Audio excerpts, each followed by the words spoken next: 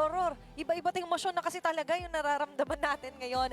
And you're right, terrifying kasi one wrong move could cost them their journey dito. The journey to the golden road as well, di ba? Na nasa lower bracket ka, there's no more second chances. Kaya marami talaga ang kinakabahan para sa TLPH. Oo. Pagka Team Liquid fan ka watching this lower bracket match, parang regardless kung anumang plano mo on this random Thursday evening, ay para bang ilulusot-lusot mo minsan yung cellphone mo para sumilip. Mapatrabaho man yan, mapaklase. Relate. Talagang Oo. titingin ka. Shoutout nga pala sa mga nasa trabaho ngayon, mga nasa shift pa rin na nanonood ngayon sa Filipino broadcast. Saludo sa inyo.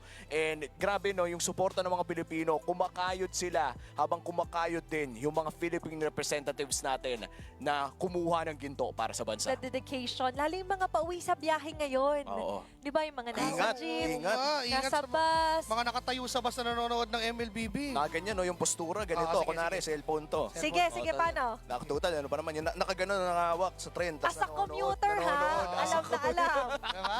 Di ba relate? Actually, lalo nung Green Sundays natin, minsan may Oo. mga first batch na casters kasi kami pag pauwi na, nanonood pa rin kami, nakaganyan ako Oo. talaga sa phone ko. Diba? Yung postura. Meron pa yung mga nakasakay sa mga UB. Paano yung postura ng UB? Yung bag mo nasa harap mo. Oo. Kasi baka Oh, manakawan syempre, baka ka. manakawan ka. Ganun yung cellphone. Hey! Tapos, may ano pa, may papaabot pa ng bayad. Bayad po. Tapos, Tapos- meron pa yan. Ano ba, ano ba? Balbalakan dalang earphone. Oo. Ginaganon mo pa ng konti yung Para speaker. marinig. Ay, oo. Meron pa, nanonood. Ano daw sabi? Ano sabi? Ganun po. Diba? Oo. Yan yung mga moments that we do love dahil you love watching the game. You love supporting your team. Kaya Oo, gumagawa din. talaga ng paraan yung mga kababayan natin para mapanood pa rin sila online. Tsaka yung mga nag-gym, meron din. May nagsisimple. Talaga? Sample. Sample, kunwari naka ano ko, yung machine na yun, treadmill. Treadmill. Lalagay ko yung cellphone ko. Lakad, kahit naka-incline pare, sumasabay yung cellphone. Diba? Hindi lang sila yung nag-workout. Diba? Oo. Tama. Hindi lang sila, pati yung cellphone nila na naka-angulo talaga. Tapos syempre, nandito pa rin yung mga taong bahay na nag-e-enjoy, may pagkain sa harapan nila. Well, Okay. tayo, Red Bull ang meron sa atin. Tama. Tapos na nanonood, nagre-relax kasama ang pamilya. Oo, tama. Kasi at the end of the day, sobrang integrated na ng MLBB sa bawat pamilyang Pilipino na minsan Actually. family bonding na ito. Alam yan ng lahat ng mga kapitbahay ko pag sinabi mong ML, kilala nila tong TL, kilala nila yung Onyx, nagugulat ako. Alam mo yun, nung mga panahon na nanonood ako nung M2, nakadapa pa ako sa kama habang pinapanood mag-champion si Cartesi. Ay, Ngayon, iba na kasi yung tagpo.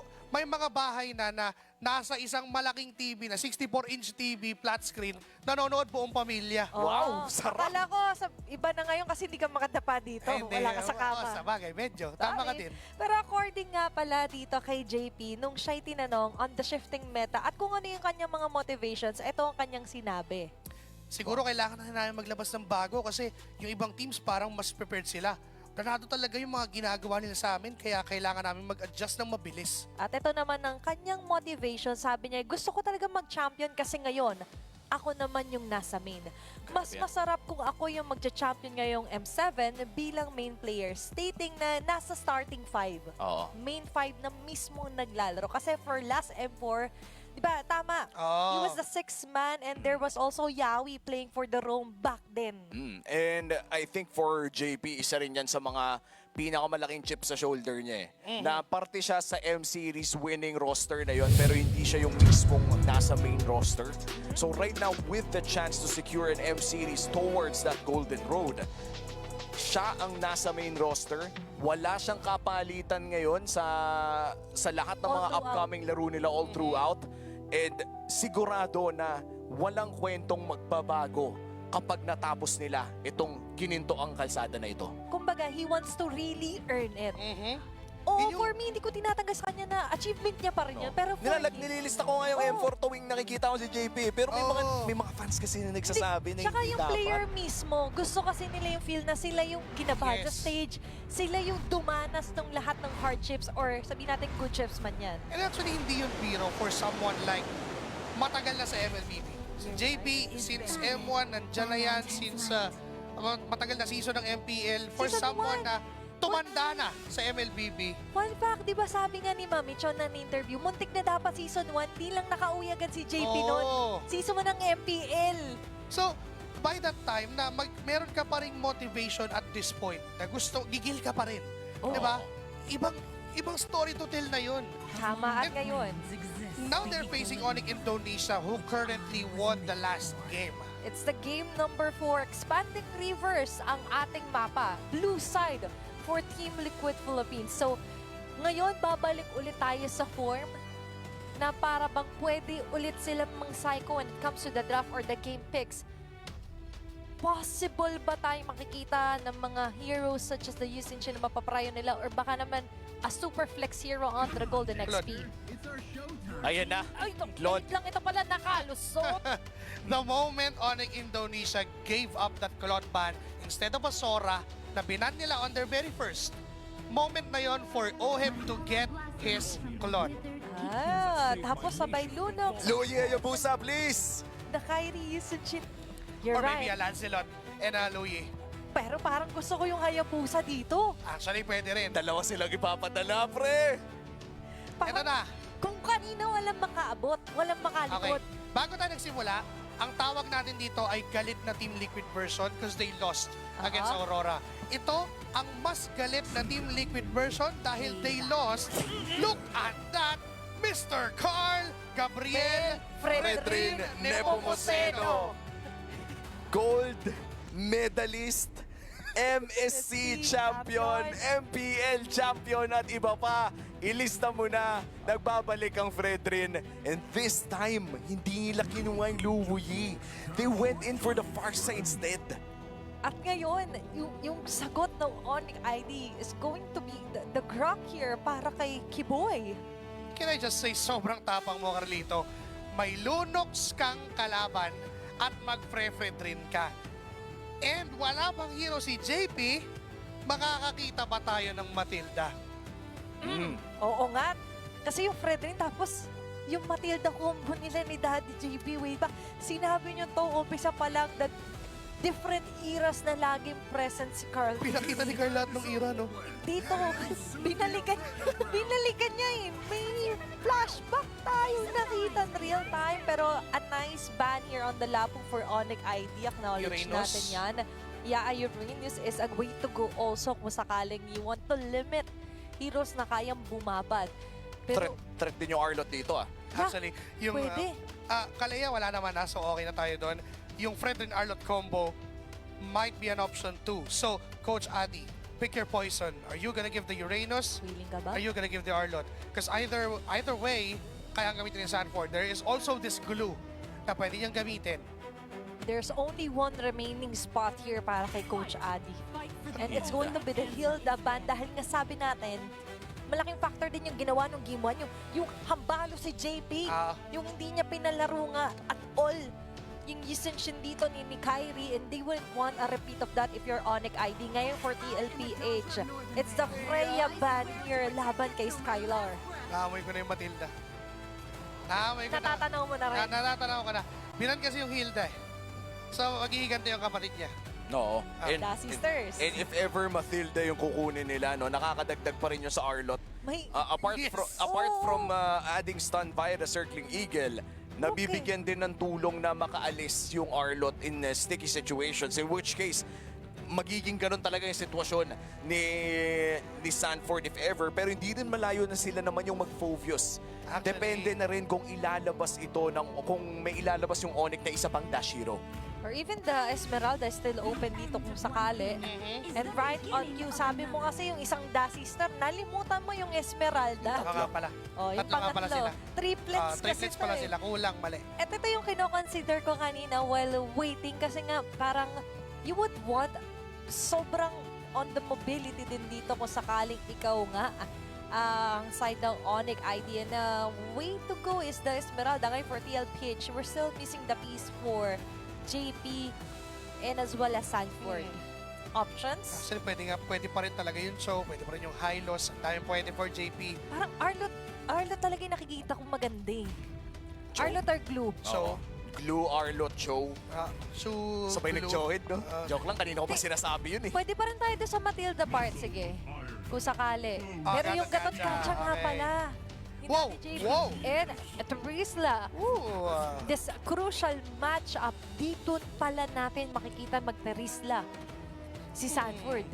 Are they forcing this Esmeralda back at the Golding? Kasi yung matchup ng Terizla at ng Esmeralda XP lane, walang mangyayari doon at all. Hindi talaga magkakaroon ng exciting part pa.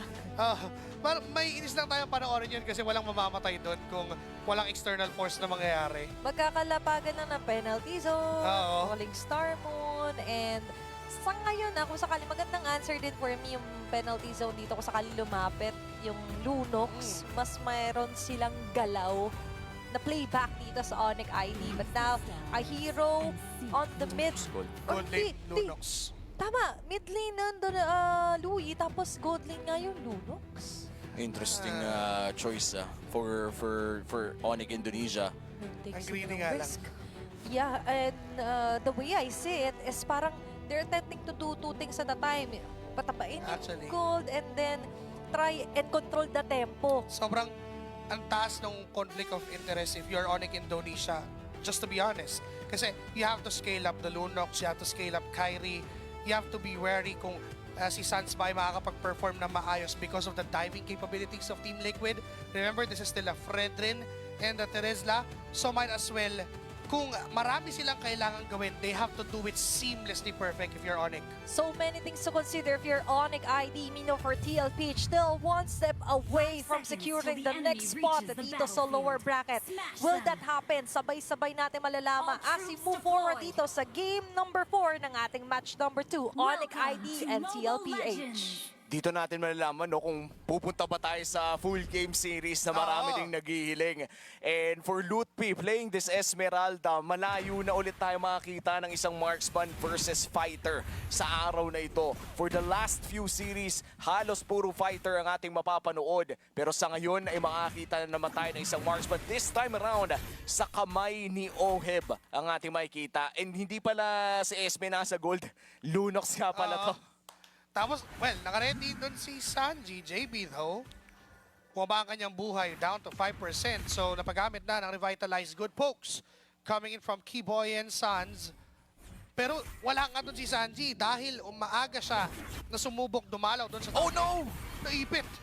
Flickering out, yes, buhay si Sanji. Kamunti ka na. Napakagandang wall mula dito kay Kiboy. And dito natin makikita na mukhang kontrolado nga ata ng Onyx Indonesia yung early pacing. Yan talaga yung kalamangan ng isang Grok kapag early wave. Yun naman talaga yung maximum value ng Grok, not just that, yung innate sustain din. And yung CC immunity nandun din sa kanya. So, ang laki ng harass factor ng Onyx Indonesia against Team Liquid Philippines. And that is the first step on scaling this Louie, Lunox, and Yisun Shin na hawak nila. Kailangan ng espasyo and Kiboy is that one player na kaya magbigay nun. At medyo mainit na nga rin yung Yisun Shin dito ni Kyrie. From last game na nakita nating halos perpekto ang naging laro niya, nabawi yung Game 1 performance. This time around, mukhang tuloy-tuloy ang pag-arangkada para sa Onyx Indonesia pero si Carl Tizzy ang unang hahawak sa pagong na ito. Sa magsisimula, JP Pinaton, Revitalize ay gagamitin dahil hinaharapan yung damage output ng Onyx Indonesia. Minamadali ni Carl Tizzy yung turtle. Nandiyan na rin si Sanford. At mukhang i-give up ng Onyx Indonesia yung objective. Oh, interesting ha. Hindi talaga pinalaghan ng Onyx Indonesia. Binigay lamang ng libre pero medyo nasaktan si Sanford sa paghahabol ni Lutpi doon. Wala na ang Order of Brilliance na gamit na. There goes a feather airstrike once more from Sanji pero not enough yung damage para patay si Skylar. JP may ipit sa pader. Taunting out. At walang mangyayari for both of these teams. Wala pa rin wala pa rin first blood within the first 3 minutes. Malayo sa mga nakita natin kanina na usually sa first turtle ay talagang nagkakabigayan na. And for Onyx Indonesia right now, still holding a very small gold lead. Mukhang pinipilit na nga nila na makapasok sa loob ng jungle ng Team Liquid Philippines. Kyrie on this Yisun Shin. Hindi pa natin nakikita yung payoff nung game number 3. Liquid at hindi pa rin namamatayan ang Team Liquid out of that engagement. At naibaliktad pa nga nila. Lamang Mga pwede niyang kunin. Ito yung nangyayari kapag hawak ni Oheb yung Claude. Talagang magpa-farm lang siya ng matindi, hindi siya sasama sa mga team fight because he knows na kaya ng 4 na miyembro. And now again, Skylar, after getting that first blood against Oheb, then dies twice. Tapos ngayon si Sanford na magiging kapalit ng buhay ni Skylar doon. Si Lutfi naman sa baba, sinusubukan ni Oheb at ni JP. But then again, it's Team Liquid. Naagaw na nila yung kalamangan. Good trade yun eh, XP for gold lane.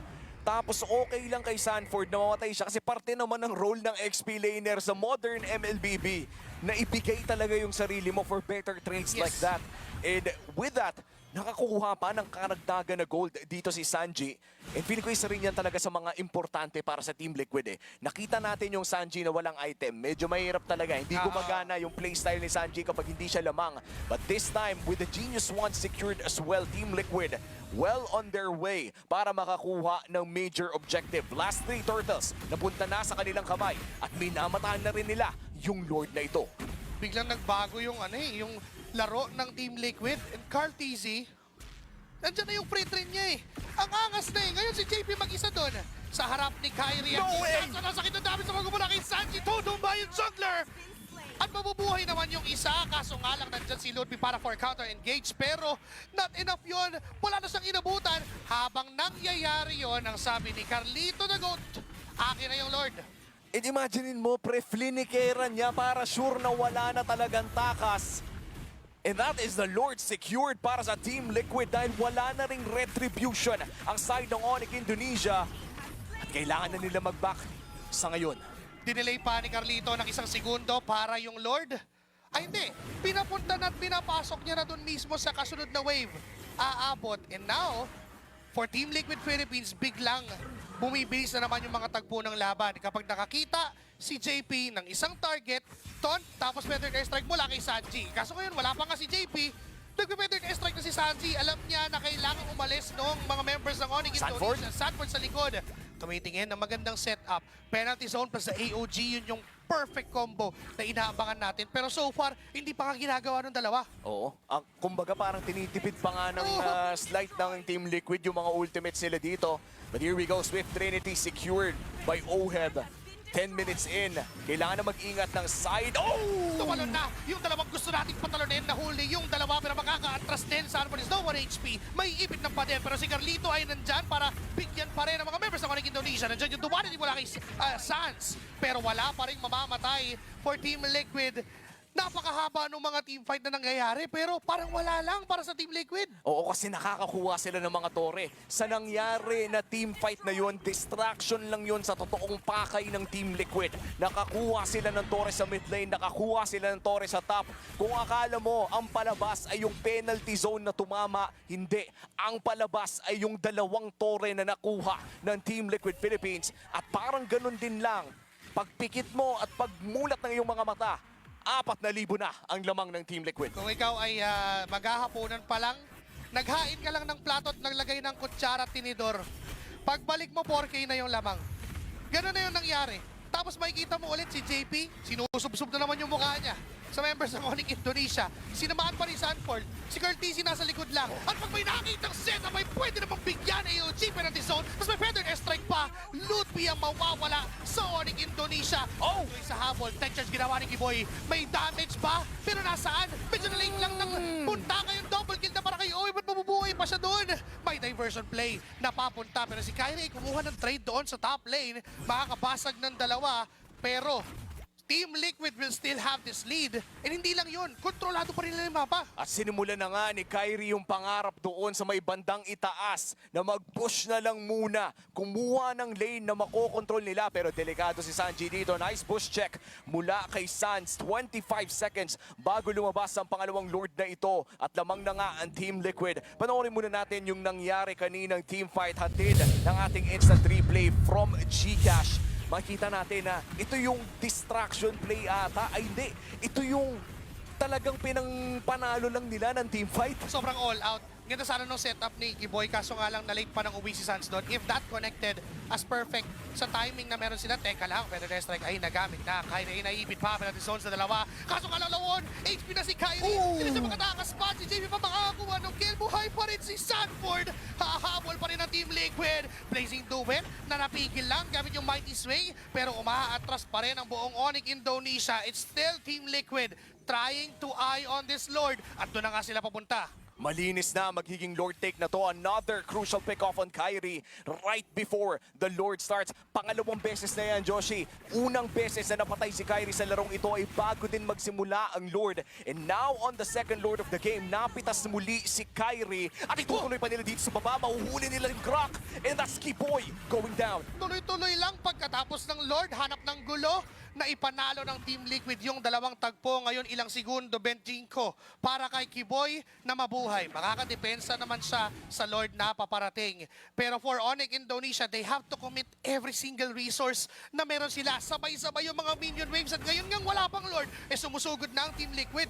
Kailangan mag-ingat ng Onyx Indonesia sa mga plays na pwedeng beto ng Team Liquid. Nahanap na nila si Lutpi. Nice taunt mula kay Carl Tizzy. Poke kay Oheb. But here we go. The Lord push into the mid lane. The Golden Road is right in front of Team Liquid at mahaba pa ang kalsada na to. Sinong mauuna sa mga setup? Sinong unang papasok? Sinong unang mag-engage? Kasi ngayon, nagkakaroon pa lamang ng pagtansya. Pero airstrike ay ginamit na yung poke. Nandiyan may textures pa palayo. Wala nang pang setup ang Onyx Indonesia. Ngayon may AOG doon pero nakapag-traces out si Kyrie. Aatras muli ang Team Liquid. Tapos na sila sa misyon. Didisiplina muna ulit ang Pinas. Kalma muna para sa Team Liquid. Malinis na ang diskarte. Late game na yung Claude. Masaya ang buhay. Kailangan na lang manatiling buhay ang mga marksman at mga carry ng side ng Team Liquid Philippines para makuha ang larong ito at pati na rin ang serye.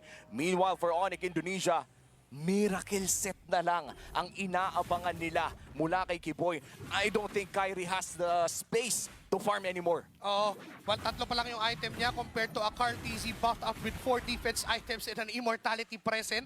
Hindi naka-cooldown. So kung angasan lang doon sa mga kaya nilang gawin, teka lang si Kyrie napapatak pa na, mountain siya nagamit dito pa may taunt mula kay JP. Nandyan pa si Sanford for a possible setup. Pero babagalan Skylar! po. Si Skylar ay napagamit na ng kanyang Order of Brilliance ka, muntikang mamatay sa kamay ni Sanji. Kakalma muli ang tagpo for Team Liquid. Napaka-importante ng susunod na Lord na to. This might just be the Lord that either gives Onyx ID the chance na mabuhay dito sa game number 4 or give Team Liquid all the firepower that they need para tapusin ang larong ito. Pinag-usapan na natin kanina, Joshi, na ang Golden Road na to ang pinakamadugo out of all Golden Road attempts na nakita natin. Imagine starting your Golden Road with a loss in the lower bracket against the MPL Indonesian champions. At itutuloy-tuloy mo yan, may potential pang makalaban ang Alter Ego, ang Aurora Turkey at iba pa, pero mukhang si Lutpi ang sisimulan nila. Papasok si Carl with a taunt. Nandyan din si Sanford. Minamaya't maya lang. 10 seconds before this Lord. Umaambang Team Liquid na tila gagawa ng play. Pero umaamba na rin ang pumosisyon para dun sa Lord. Nakahanda si Sanford dun sa opposite lane. Kinukulit-kulit ang mga members ng Onyx Indonesia. Nandyan din si Carl Tizzy at magpapakita. Si Oheb lang ang hahawak ng pwesto sa Lord. Oo, pero mukhang maiipit dito si Kiboy ng slight. BMI magagamit din naman Carl Tizzy in the vicinity of the purple buff ng Onyx ID. At mukhang mahihirapang pumasok ang side ng Onyx Indonesia sa pag-contest ng Lord na ito by diversion play. Medyo malayo, ah! Pumasok na rin naman yung Water Shocker. Carl Tizzy will get that Lord. Kiboy with a setup. At si Sanji yung gusto niya. Si Skylar sa likod. Kaso nakalipad pa. And Sans will go down in the process. Lutpi's low on HP. Blazing do it. Mula sa Filipino sniper. Down goes Lutpi. Si Skylar ay wala na magagawa kundi damhin lahat ng sakit at dalawang miyembro na lang ng Onyx Indonesia. Nakatingin para dumepensa. Make it just one alone. It's Kyrie alone sa tapatan ng dalawang kampyon. Ang nakaharang ang Onyx Indonesia sa Golden Road ng Team Liquid Philippines. Pero sila ang magiging unang alay. Magpapatuloy ang Golden Road ng Team Liquid Philippines. At sa pinakamadugong Golden Road, ang mga unang alay sa daanang ito, ang kampyon ng MPL Indonesia, Onyx ID falls down to Team Liquid. The dream is still alive as Team Liquid Philippines secures the match on a 3-1 score laban sa Onyx Indonesia. Ramdam natin yung kilig, yung saya, and as well as yung mga I love you kanina ng mga players natin, and we love to see na oo, it's time for celebration dahil they will still stay sa M7. Meanwhile, another heartbreaking moment dahil with that saya, may kapalit ng kalungkutan as Onyx Indonesia will officially bow out sa kanilang M7 journey sa Jakarta, Indonesia. Full respect para dito sa Onyx Indonesia. Pinakita nila na kaya nilang pumalag against Team Liquid Philippines. But after that loss against Alter Ego and another loss against Team Liquid Philippines, matatapos na ang journey ng Onyx Indonesia, Indonesia's strongest. Wala na sa M7 after that fight. Nasa Alter Ego na ang bola para sa Indonesia. There's still a representative remaining from the region, pero balikan natin kung ano nga ba mga nangyari inside the game onto this game highlights na buong akala ko umabot tayo ng 4 minutes, walang first blood, and then suddenly for Team Liquid Philippines, it's the stampede all in again para dito sa kanilang laban sa Onyx ID. Para lang tayo nag-imagine ng isang travel mula sa Team Liquid na nung una, ang bilis. Laging naka-gas pedal ang Oo. Team Liquid. Then onto this game number 4, biglang kumalma yung pagdadrive. Biglang dumaan sa sistema. Bumalik yung friend ni Carl TZ. And there you go. First checkpoint done. Diba? That's going to be another I love you here para kay Oheb. Pero officially, on to our winner's interview, puno-puno tayo sa Jakarta, Indonesia, kasama ang ating mga hosts. With pride, they represented the host country as champions. But unfortunately now, they have to bow out of the competition. Terima kasih, Onyx Indonesia, for that valiant effort. Yes, guys, and now on the brighter note, the winner of our second elimination match of the day, Dennis Indor Sanayan. Give it up for Team Liquid! Boys, an amazing match. But to Carl TZ, many people thought that this matchup between you and Kyrie, as well as Onyx ID, would be in the grand finals. And unfortunately, it just had to be in the lower bracket. How did you feel when you learned about this matchup actually? Nung una po, nagulat din po ako kasi talagang expected kami talaga sa finals. Pero ganun talaga, dami talaga nangyayari iba sa, sa stage na talaga. And masaya lang ako na nanalo kami. He said at first he was also shocked because he did expect to meet Onyx ID in the grand finals. But, that's tournament life. You don't know what could happen on stage. And when it happens, one just has to continue their journey. The beauty and the despair of the tournament, right? The ups and downs of the tournament, but you still were able to push through. Now for Oheb, a lot of people are talking about, every single person is talking about the possibility of you guys completing your golden road. Now, the thing is, this time around, it will be a little bit more tricky, considering that you guys will have to do it from the lower brackets. Now, for Oheb in particular, you've been able to achieve this in M3.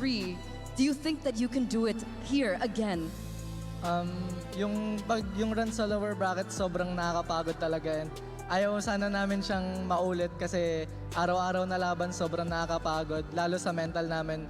Pero ang gusto talaga namin ma-pull off tong Golden Run at makuha yung M7. Wala na kaming pake kahit anong mangyari, kahit anong pagod, kahit anong sacrifice, bibigay na namin lahat para makuha lang namin to. He said that as much as possible, he actually didn't want the lower bracket run to be the run that they will be having this M7 because it's very straining on a player having to play every single day in a back-to-back match. It's even more straining on the mental state because they have to go through so much. But he said he doesn't care whatever challenges comes his way. He just wants to pull off that golden road run. Wow, wow, wow, Oheb. And of course, Carl, you were able to do it too back in the M2. Now, on your end, how confident are you that you will be able to do the same thing in M2 this time around in M7? Siguro po ngayon yung nararamdaman ko, very confident kasi kakapanalo lang namin sa Onyx and alam kong sila yung isa sa pinakamalakas dito sa tournament kaya very confident talaga. Zed is very confident, especially after the win up against Onyx. It gave them a momentum boost because they know that Onyx ID is one of the stronger opponents this M7 World Championship, Eterna. Now, speaking of stronger opponents, we're gonna go back to OHEB, all right? Because your next matchup will be Turkey's representative, Aurora Gaming, and just like you guys, right? They almost took down SRG, the Giants of Malaysia. Now, we're curious to know what your thoughts are on this team. What do you think about Aurora Turkey? Personally, tingin ko po sila talaga yung dark horse ngayong tournament. Like mga past tournaments, lagi talaga namin sila nakakalaban at isa rin talaga sila sa contender. Feel ko lalaruin lang namin kung ano yung nilaro namin kanina and kung paano kami nag-prepare, pero mas better. Feel ko ganun ta. He said that Aurora Turkey is definitely the dark horse for him this tournament, and he won't deny it. They're very strong as they've met in previous tournaments as well. But the gameplay that they'll be putting up against Aurora Turkey is the gameplay that they did with Onyx, but even better. And of course, study the opponent even better. Carl, what about you? Going up against Aurora Turkey, are you excited for that? Opo, excited din ako makalaban sila tapos alam ko yung capabilities nila kasi sa MSC nakalaban namin sila and respetuhin namin sila.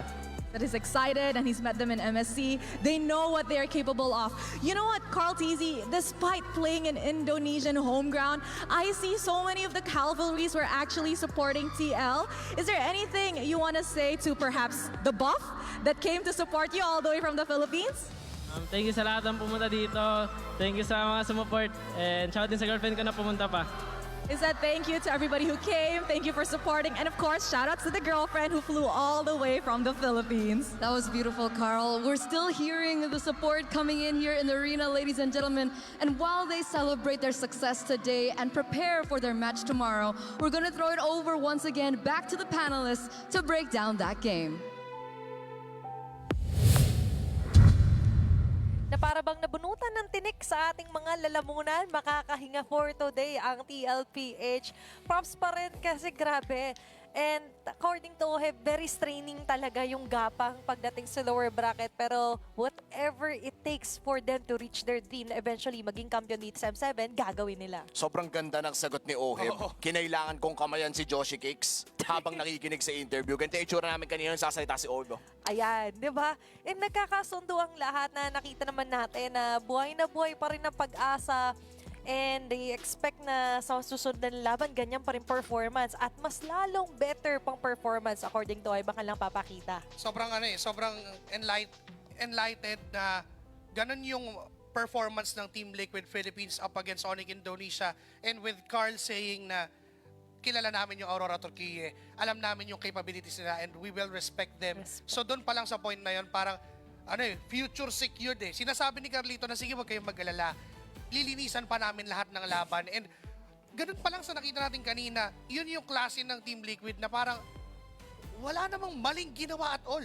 Wala, di ba? And, Napakalinis. nakita naman natin na kaya pa rin talaga nila. Actually, hindi lang basta makipagsabayan, pero nahigitan pa nila yung ganong klaseng performance from their Game 1 na Game 2, Game 3 a bit shaky, pero for Game 4, the comeback really is real here for TLPH. Now, as we bow down to one of the strongest contender para sana sa tropeyo ngayong M7 for Onyx Indonesia, this is not the last of them, of course. May mga susunod pang season onto the next M8. Baka doon natin makita ang comeback na stronger version for them. Grabe si Athena, no? M8 agad. Ah, Skinip na yung skinip na yung MSC para MSC sa Indonesia. Grabe Loki si lang, Athena. Loki lang to eh. Loki.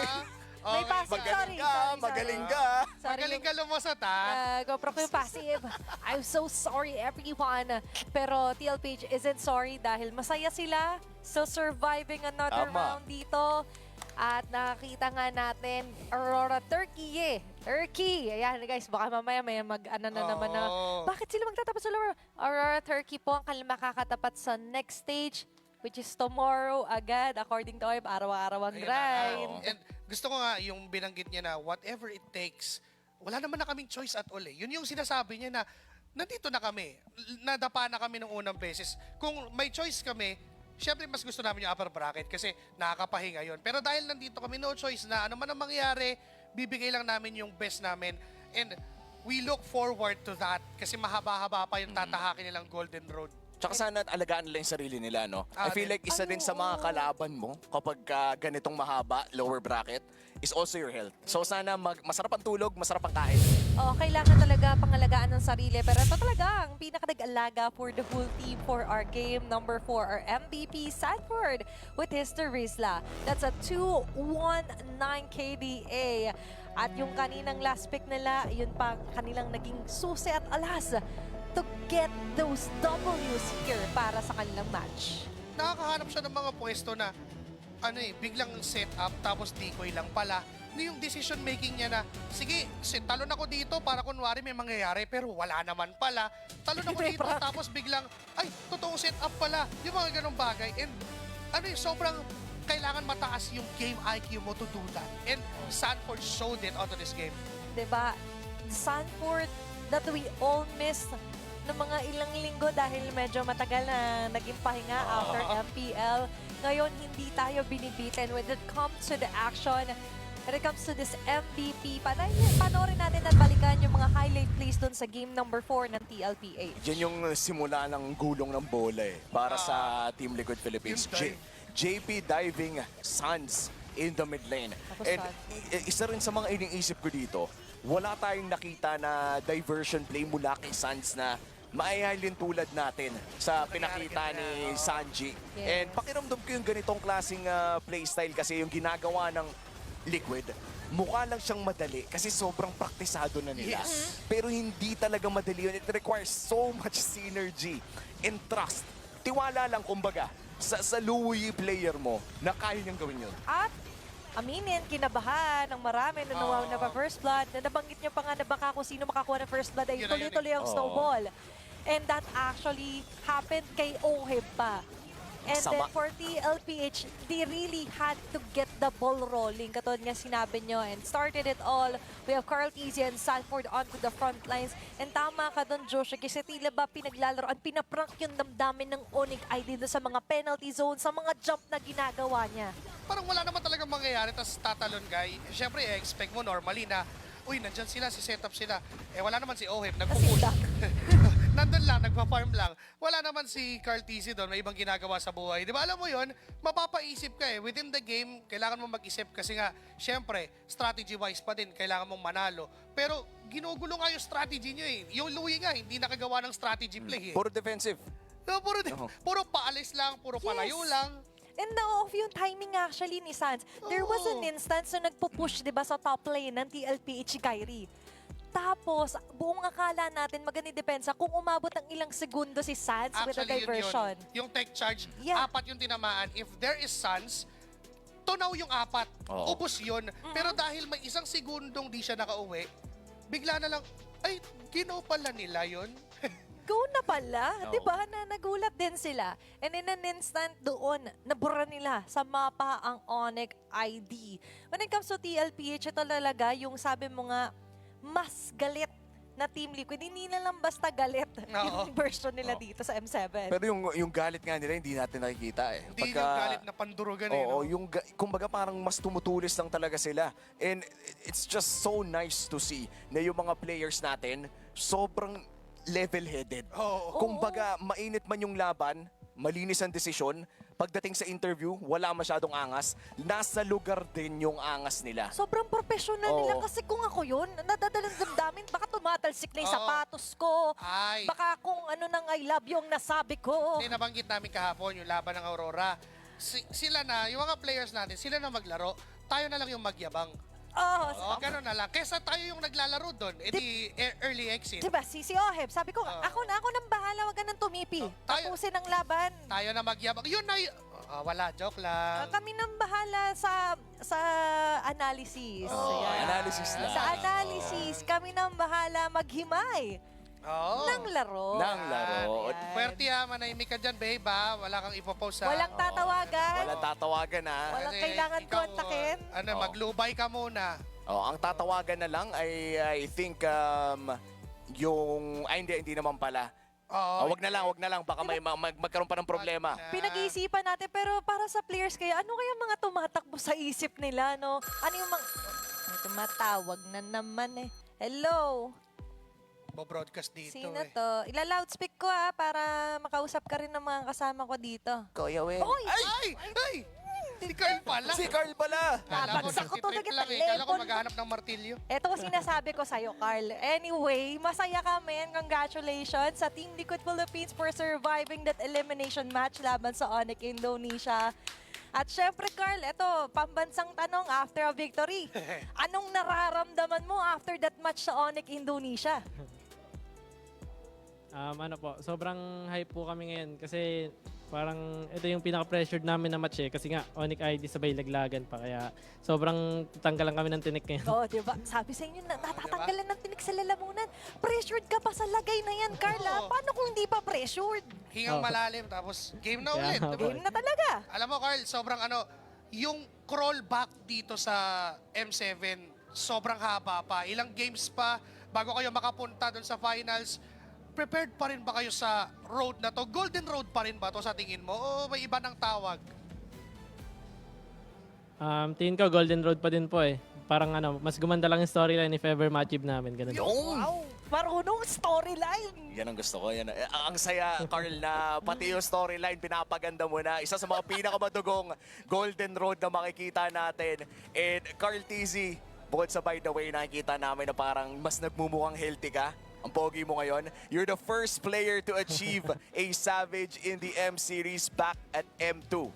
May mga sumunod naman sa'yo, pero mukhang makikita na ba natin ulit yung M2 Carl Tusok na talagang tagakatay doon sa lower bracket?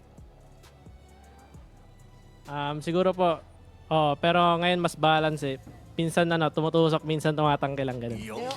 Minsan May tumutusok. maturity. The Minsan very tumatangke. nice balance of professionalism in gaming. Perfect example dyan si Carl TZ.